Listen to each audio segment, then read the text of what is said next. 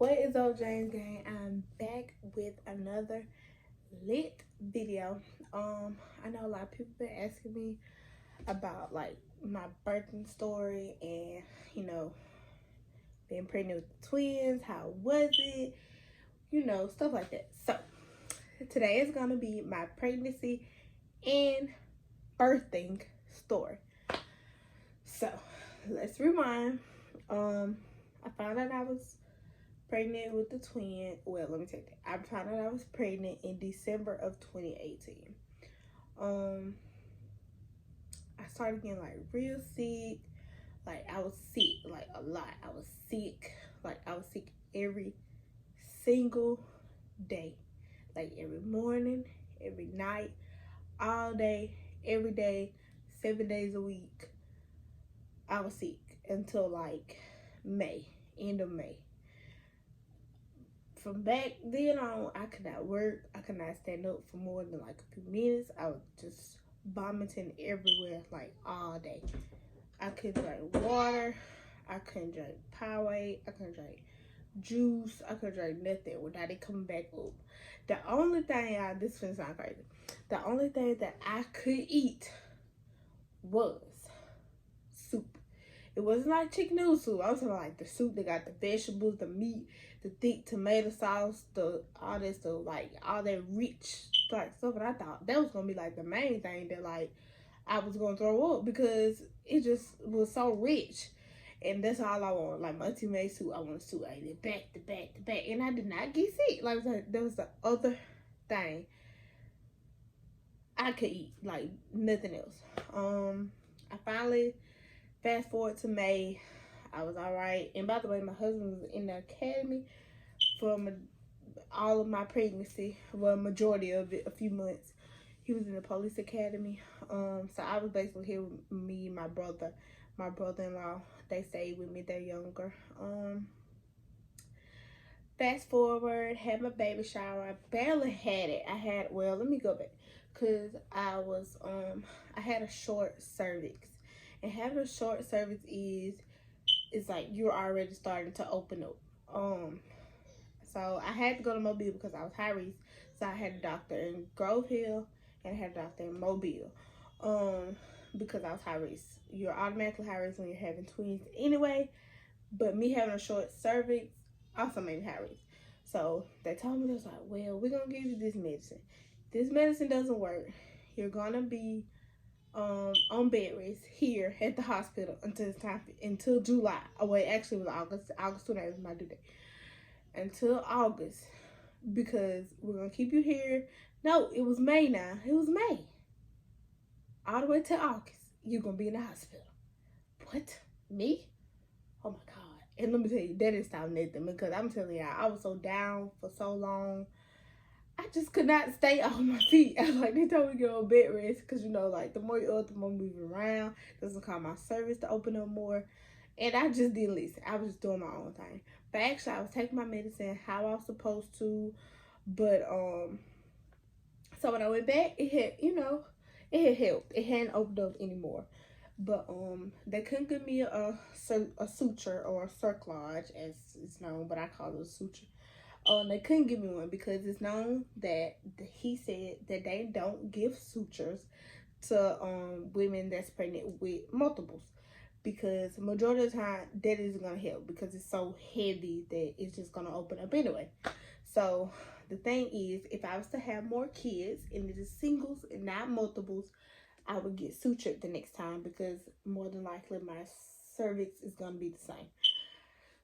So fast forward, my cervix was, it was gaining, it was coming back, it was closing back up, it was doing right for me being on the medicine. Fast forward a little bit, it was birthing time. Okay, so it was July 29th, 2019. 5 o'clock in the morning, I woke up, I was uncomfortable. I was in my in-laws' house. It was just uncomfortable. It was about time to have them, and I just knew I could not get comfortable for nothing. So I woke up, I went to the restroom, and something just wasn't right. So I went back in the room, and I woke Jamal up, and I was like, Jamal, we gotta go to the hospital. Like, I'm bleeding. I don't know what's going on. And yeah, so we was in Leroy. That's where we were staying at that moment. Well, at that day, because I don't know, for some reason I just like to be under people. I was liking to be under my aunt. I always wanted to be under his grandma, under his mom. It was just I don't know. They give me mom vibes, and I don't have my own, so I always wanted to be under those three people for some reason. So we made it to Grove Hill, and they checked my cervix. I was like, oh, well, you're opening up some more, blah, blah, blah. We're going to call your doctor and see what he says. So I'm hurting. It feels like contractions.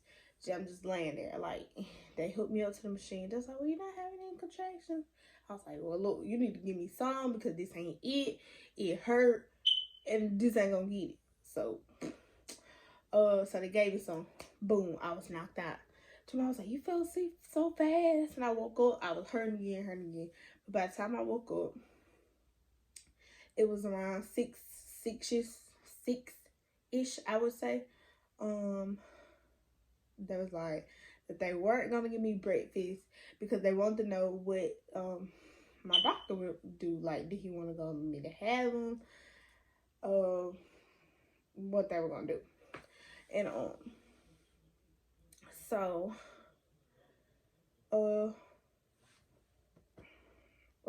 I had them. Well, no, he came in. He checked me again. I'm like, God, they just checked me. You can't just go by what they said.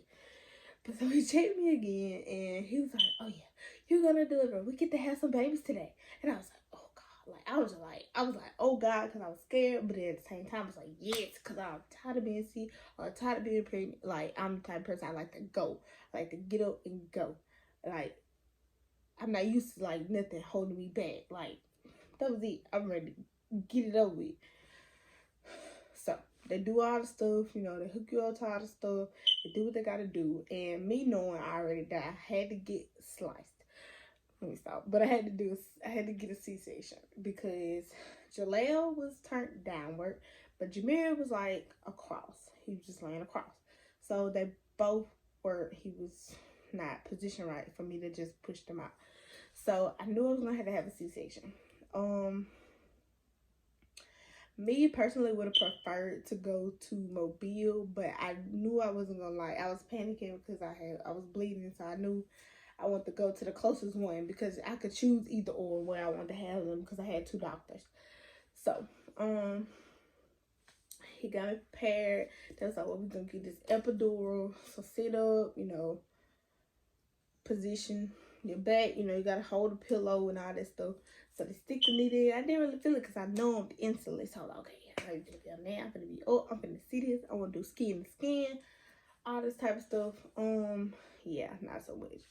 So everything after the epidural, and they helped me get on the little table thing. Everything happened so fast. Okay, so you got they got all the stuff. They got your IV thing right there. Then you got all the stuff just in case something happens. They got the lady above you, the anesthesia lady, above your head. Jamal, I never seen Jamal. I know he was going to get suited up, but then after that, I never seen him. So I remember laying down, okay, I'm ready to get this over with. Go ahead and cut. I never knew when exactly he was gonna cut because all I felt was pressure at first. So when I felt the pressure, I was like, okay, I can deal with the pressure. It was a little much, but I can deal with it. That thing I know, I feel sliced. My epidural did not take, okay? It took on my legs. It did not take on my stomach, what I needed. So I say, oh my gosh, I feel it. I feel him coming. Next thing I know, I'm out like a light. I don't remember nothing else. Jamal was like, you came back, and he was like, ow. And I was like, he said, next thing you know, she put something in your IV and you just out again. I don't know. Some people, the epidural works fine. Some people don't like epidurals. But if you're getting cut open, you have to have that. But obviously it didn't work. So if I have some next time I have to get a C-section, I don't know if they're just gonna automatically put me to sleep or what they're gonna do because it did not take. So fast forward, I think I had them at 905, 906. Jalea was 6'5", Jameer was 5'6". So I wake up. I'm in the operating room. I wake up and I'm like, where am I? I said, okay, excuse me, where am I? She was like, oh, you're in the operating room. I'm sorry, you're in the recovery room. I'm like, oh, okay. Where's that? And I'm just asking questions because I don't know where I'm at. I don't really remember. I just knew I was supposed to have some kids. So I'm like, anybody see my husband? And I was like, oh, he out there in the lobby with the rest of the people. Some people here to see you, but we gotta wait because you have some issues. So I'm like, issues? I'm like, what's the deal? Okay, let me tell you. I have AB negative blood. It is rare. So they knew I was gonna need blood because I had low iron. So they knew I was gonna need blood. So I knew I was gonna have to have blood transfusion. At the time, I did. But this was the thing. I would not stop bleeding. Like, it was just like a lot. It was just a lot. Just coming out. Just kept coming out. I wouldn't stop bleeding. It was just too much. So you know how like they have the pressure on your stomach. Every time you push, just flows. It just flowed out. So I knew I had to have blood transfusions. I had two or three blood transfusions. But this was the thing. I didn't know at the time. My aunt ended up telling me later that either they was going to have to go back in and, like, open me back up, do something, whatever they had to do, or they could press to get all the excess, all the blood and the clots and stuff out. Or they was going to have to give me a hysterectomy. Hysterectomy? I'm 21 years old.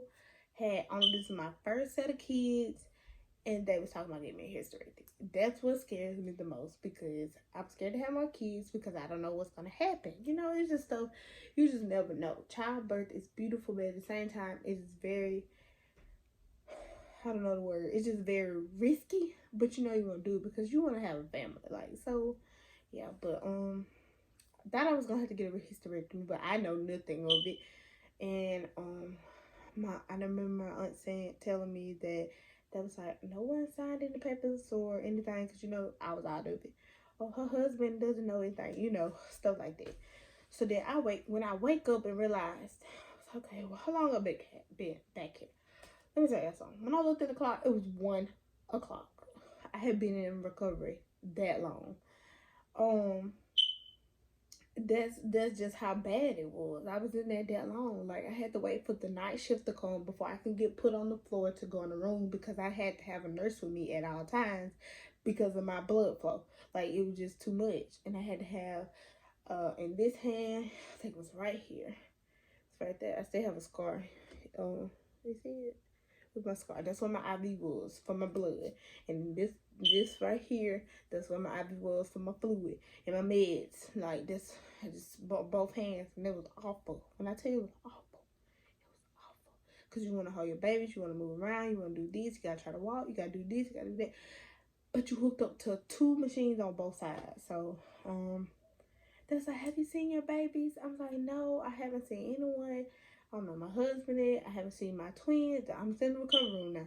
So I'm like, yeah. So they brought me in. I'm like, oh, they're so cute, so cute. Then I'm like, oh, okay, I'm ready to eat now. So I couldn't eat. I couldn't have a drink. They gave me some ice chips. They was like, you can't have anything because we're trying to make sure, you know, because if you eat and throw it back up, then we gotta give you this, we gotta do that. So they gave me ice chips. You know what happened when I ate that ice? I vomited it back up. So I was like, yeah, I was right. But I was so thirsty because I was just so drained because I had lost a lot of blood and stuff like that. But I had finally seen my babies. I finally got put on the floor. It was just a very happy moment because like everybody was there. You know, this is before all this COVID stuff came in. And I really hate that for like people because, you know, sometimes you want certain people there. And a lot of people can't have it. So I'm glad I got to, you know, get a chance to have that moment. And we each had a baby. I was kind of nervous at first. They was like, you ain't even had your babies yet. And I was like, okay, give me But yeah, so I finally see I had to make sure. I was like, okay, are they okay? Do they have anything wrong with them? You know, first thing, like, are they all right? Can they hear? Can they see? Like, do they have any, you know, something wrong with them?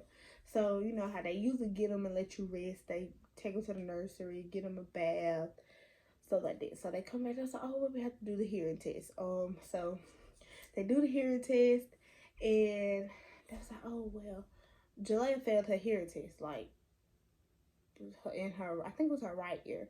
She failed her hearing test. And I'm like, okay, right now, see, my brother is partially deaf in his right ear. I think it's his right ear, but he's partially deaf. So I was like, okay, well, it might be a chance that my baby, you know, can't hear in one of her ears. So I was like, I panicked. I was just like, oh no. Well, it wasn't a panic because it really wasn't a big deal.